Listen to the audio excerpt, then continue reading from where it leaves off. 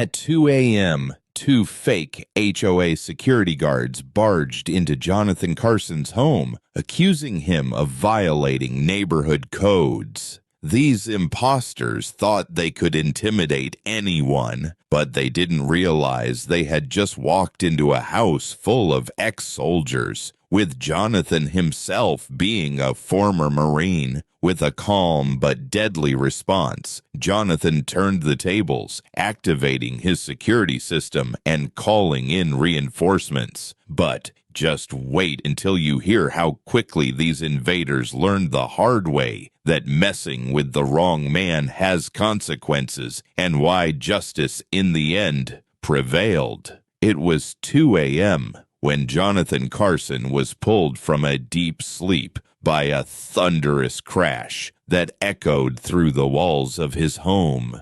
His eyes snapped open, instantly alert, muscles tensing in instinctive response. The sound of wood splintering was unmistakable. The front door was being forced open. He had built this house to be impenetrable, a sanctuary of peace and training. But at that moment, it was anything but peaceful. Jonathan's hand instinctively moved to the bedside drawer where his personal sidearm usually rested, but tonight, it wasn't needed. He had long since replaced the need for weapons with preparation. His house was a fortress of sorts, strategically placed cameras, reinforced doors, and enough tactical gear to make any military unit envious. As a former Marine turned private security contractor, he had created this home as a training ground for people like him, soldiers who, for one reason or another, no longer wore uniforms but were still committed to the craft. For all its layers of defense, however, Jonathan had never expected anyone to invade at this hour. Through his bedroom window, he saw the silhouettes of two men darting toward the door, their movements quick but not careful, too sloppy for professionals. They wore black uniforms with yellow HOA logos stitched onto their chests. A typical look for a neighborhood watch. But something about them didn't sit right. They moved like amateurs, and the way they shoved through his door made Jonathan's stomach tighten. He knew instantly they weren't real security. "Open up!" one of them shouted, his voice muffled by the door, but still loud enough to send an electric jolt of adrenaline through Jonathan's veins. "We're here to inspect the property." Jonathan's heart rate didn't spike. His mind was calm, processing the situation. The men outside weren't the real deal. They were imposters, maybe even criminals masquerading as HOA officers, attempting to intimidate someone who wouldn't stand up for themselves. But what truly infuriated him was their lack of respect. They didn't know who they were messing with. Jonathan slid out of bed, reaching for the tactical vest he always kept nearby. He moved silently, his every motion trained and deliberate. There was no panic in his steps, just the cold efficiency that had been drilled into him for years.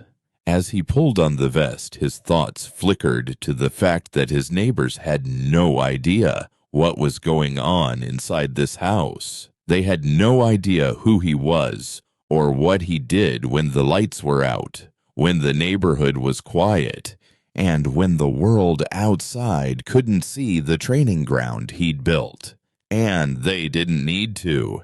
But these two men, they were about to find out. The moment Jonathan stepped into the hallway, the two men were already shouting, their voices sharp with the kind of authority they clearly believed they had. One of them, a stocky figure with a shaved head, stood at the door, waving some flimsy piece of paper like it was a badge. "We're authorized to inspect this property," he barked, his tone heavy with false confidence. Jonathan's eyes narrowed, and an unsettling wave of disgust washed over him. These weren't just some misguided neighbors trying to enforce neighborhood rules. These were imposters, playing pretend with their fake uniforms and authority, using intimidation to push people around. Their arrogance wasn't just irritating, it was insulting. For a moment, Jonathan stood still, his jaw clenched as he listened to their nonsensical demands. The one in charge continued to rant, something about violations and neighborhood complaints, as if Jonathan's presence here, his quiet, private life, was somehow an affront to the delicate balance of their little suburban world. It wasn't about rules or order. They weren't concerned with the neighborhood's well-being. They were bullies, using their false authority to bully others into submission. And it sickened him. As they spoke, Jonathan's mind flashed back to years of military training, real training, not this charade. He thought of the countless hours spent learning the art of war, the way to think 3 steps ahead, to read every situation, and to see past the shallow facades people put up. These men were amateur hour at best. They had no idea where they had just walked into.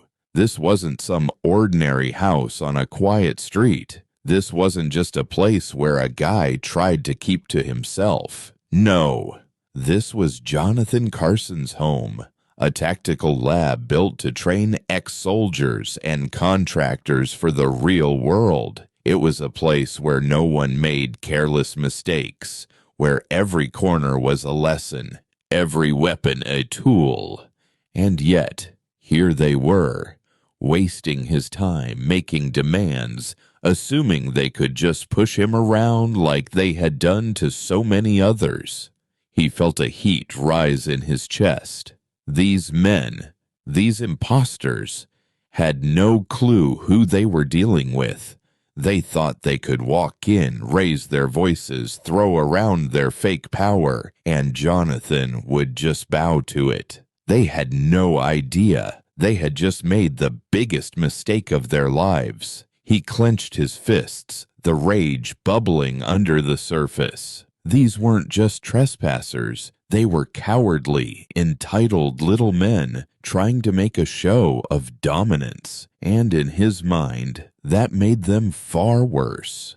They were dangerous, but not in the way they thought. They were dangerous because they were so blind to the reality around them. They thought they could intimidate him. They were wrong. They had no idea what kind of man stood in front of them, and they were about to find out the hard way. Jonathan's patience snapped like a brittle twig. Every word from the fake guards was like a knife twisting deeper into his resolve, each moment of their bold, unyielding push wearing away the last of his calm. Without a second thought, Jonathan grabbed the heavy wooden baseball bat leaning against the wall by the door. The cool, familiar weight of it grounded him. It wasn't about physical force. It was about sending a message, showing them just how out of their league they were. He held the bat firmly in his hands, his posture steady, eyes cold. "Back off," he said, his voice calm but carrying the weight of a man who had seen enough chaos to understand how quickly things could escalate. He didn't need to raise his voice. His presence alone should have been enough. He reached inside his jacket and pulled out his former Marine badge, flashing it with an effortless motion. The words were clear, direct, no room for doubt. "This ends now." For a moment there was silence, a brief, almost comical moment where the two men stood frozen, eyes darting between the badge and Jonathan's face. He could see the hesitation, the realization that they'd perhaps underestimated him, but it didn't last. It was clear they were no longer intimidated. Their false authority seemed to give them the courage to push back, to challenge him further. The bigger of the two stepped forward, a twisted grin on his face.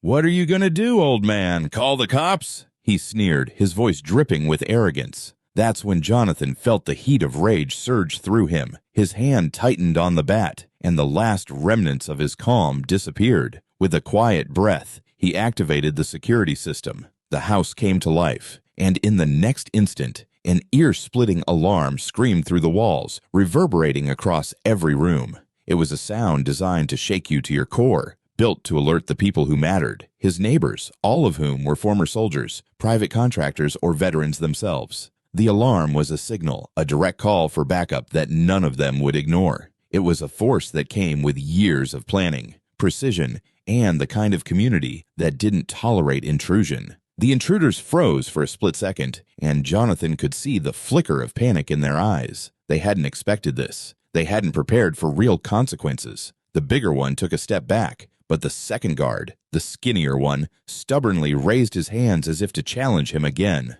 "Look," the smaller man sneered, but his voice cracked under the weight of the situation. "You can't." But he didn't get to finish. The sound of boots on the porch, the unmistakable movement of trained, disciplined bodies was enough to make both men stiffen. The tension thickened in the air. Jonathan's lip curled into a slow, menacing grin. These men were about to learn the consequences of picking the wrong house, the wrong man, and it was going to be a lesson they'd never forget. They had pushed too far. Now they were going to pay for it. The moments that followed felt like an eternity to the two fake guards, who were now realizing just how wrong they had been. The front door burst open, and without a sound, a team of ex-soldiers flooded the room. Every movement was precise, calculated, honed by years of experience. Jonathan watched with a quiet sense of satisfaction as his neighbors, all former service members, quickly took control of the situation. The guards, who moments ago had been so cocky, now stood frozen. Their bravado crumbled as they looked around, their faces pale with shock. There was no room to run, no way to hide. Jonathan's home wasn't just a place for him to rest. It was a fortress, designed, planned, and built with military precision.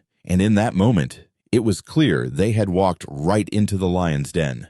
The ex-soldiers didn't waste time with words. They moved quickly, efficiently, like a well-oiled machine. Within seconds, both imposters were on the floor, hands twisted behind their backs, their fake security uniforms offering no protection against the trained force surrounding them. The taller of the two, the one who had been so eager to provoke Jonathan, struggled for a brief moment, but it was useless. One of Jonathan's neighbors, a former Navy SEAL, looked down at him with a cold smile and said nothing. The fake guard's resistance melted away as he realized he was utterly outmatched. Jonathan stood back, leaning against the doorframe, arms crossed, his earlier anger replaced by a quiet sense of contentment. The adrenaline of the moment had passed, but the satisfaction of seeing justice served settled deep within him. It wasn't just about the fake guards being taken down. It was about restoring order, about showing the world that those who sought to abuse their power wouldn't get away with it. As the two intruders were cuffed and read their rights, Jonathan allowed himself a moment of reflection. He didn't need to say anything.